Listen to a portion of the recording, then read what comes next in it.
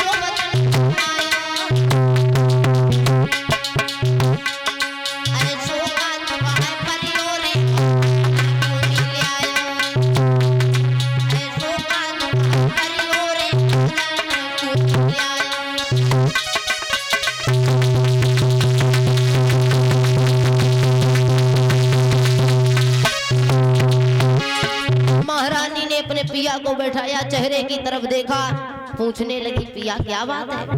अरे जब जब महलों में आते थे हमसे मिलने के लिए बड़े खुश रहते थे, होंठों पर हमेशा मुस्कुराहट रहती थी, चेहरा तुम्हारा खिला हुआ रहता था, लेकिन आज होंठों पर मुस्कुराहट नहीं है, चेहरा मुरझाया हुआ है।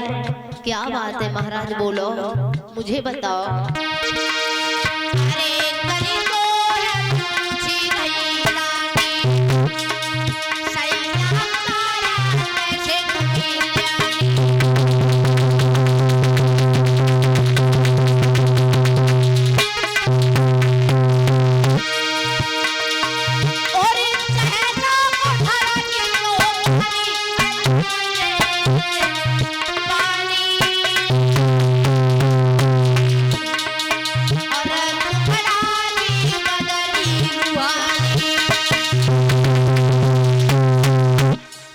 कही महाराज क्या बात है? वो तान पाद कहने लगे महारानी मुझे चुपचाप आंगन में बैठा रहने दो। बोली क्यों? जवाब दिया अगर मैंने तुम्हें बता दिया तो जिस तरह से मैं व्याकुल हूँ उसी तरह से तुम भी व्याकुल हो जाओगी। सुनीति कहने लगी पिया मैं तुम्हारी पत्नी हूँ और पत्नी का पूर्ण अधिकार हुआ करता है कि पति की हर बात को जानने का, सुख दुख में साथ देने का। आप बताइए क्या बात है? वो तान पाद कहने लगे मैं तुम्हें क्या बताऊं महारानी, और रो करके बोले सुनो।